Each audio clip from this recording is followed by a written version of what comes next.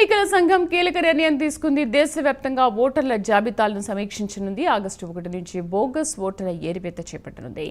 బీహార్ ఎన్నికల తర్వాత కార్యాచరణ అమలు కానుంది. ఓటర్ల జాబితాను సునిశితంగా పరిశీలించనుంది. బోగస్ విదేశీ ఓటర్ల కార్డుల ఏరివేత లక్ష్యంగా ఎన్నికల కమిషన్ పనిచేయనుంది.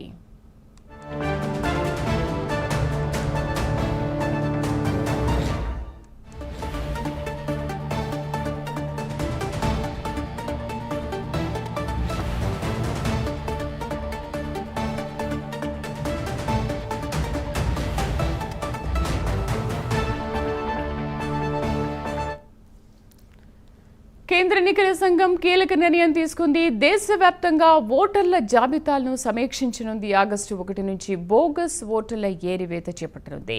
బీహార్ ఎన్నికల తర్వాత కార్యాచరణ అమలు కానుంది. ఓటర్ల జాబితాను సునిశితంగా పరిశీలించనుంది. పూర్తి సమాచారాన్ని మా నేషనల్ బ్యూరో చీఫ్ కళ అందిస్తారు. కళ, ఎందుకు బీహార్ ఎన్నికల తర్వాతే ఈ కార్యాచరణ చేపట్టారు? దీనికి ప్రధాన కారణం ఏంటి?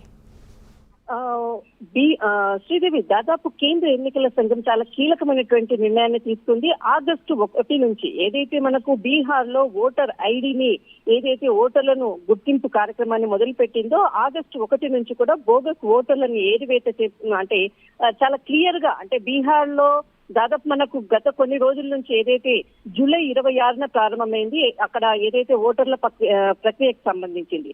కానీ ఏదైతే మనకు జూలై 26వ తేదీ నుంచి కూడా ఏదైతే ఉందో కీలకమైనటువంటి అప్డేట్లు, చాలా సంచలనమైనటువంటి విషయాలను కూడా ఎన్నికల సంఘం చాలా కీలకమైనటువంటి అంశాలను వెల్లడి చేసింది. అయితే మనకు జూన్ 25 నుంచి బీహార్ లో ఈసీ మొదలు పెట్టింది, అంటే తనిఖీలు చేస్తుంది అక్కడ.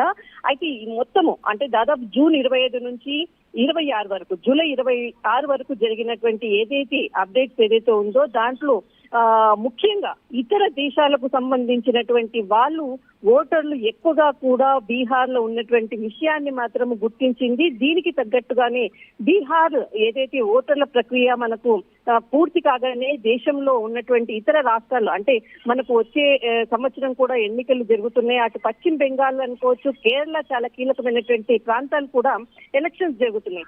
అందులో భాగంగానే ఇక్కడ ఓటర్ల ప్రక్రియ ప్రారంభం కాగానే అటు మిగతా రాష్ట్రాల్లో కూడా ఓటర్ల ప్రక్రియను అంటే ప్రారంభిస్తామంటూ కూడా చెప్పడం జరిగింది.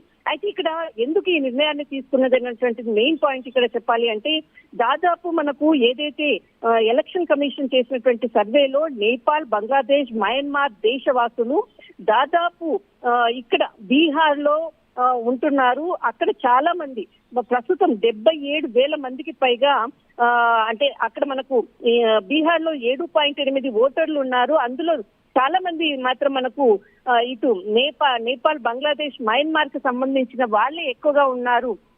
వారికి సంబంధించినటువంటి ఐడెంటిటీని గుర్తించారు. వారికి సంబంధించినటువంటి ఓటు హక్కుకు సంబంధించినటువంటి వాళ్ళను రిమూవ్ చేస్తున్నారు. ఈ ప్రక్రియ మనకు ఆగస్టు 1 తేదీ నుంచి కూడా ప్రారంభమవుతుంది. దీనికి తగ్గట్టుగానే, ఎందుకంటే బీహార్ లో ఉండేటటువంటి పబ్లిక్ అంతా కూడా కాకుండా ఇతరకు సంబంధించిన వాళ్ళు ఎక్కువగా ఉన్నారు.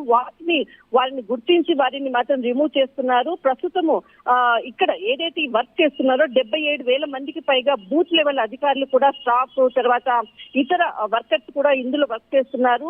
అయితే ఇప్పటి వరకు కూడా 7.8 కోట్లకు పైగా తనిఖీ, అంటే చాలా పబ్లిక్ ని ఇక్కడ తనిఖీ చేశారు. అందులో ఐడెంటిఫై చేసినటువంటి వాళ్ళు మాత్రం మనకు నేపాల్, తర్వాత మయన్మార్ కి, బంగ్లాదేశ్ కి సంబంధించిన వాళ్ళే ఎక్కువగా ఉన్నారు. గుర్తింపు కార్డులతో అక్కడ నివసిస్తున్నారు అన్నటువంటిది, వాళ్ళని మాత్రము రిమూవ్ చేసేటటువంటి కార్యక్రమం చేస్తున్నారు. రేపు జరిగేటటువంటి ఎలక్షన్స్ లో మాత్రము చాలా కీలకంగా ఈసీ తీసుకున్నటువంటి నిర్ణయాలు మాత్రము చాలా సంచలనమైనటువంటి నిర్ణయాలు.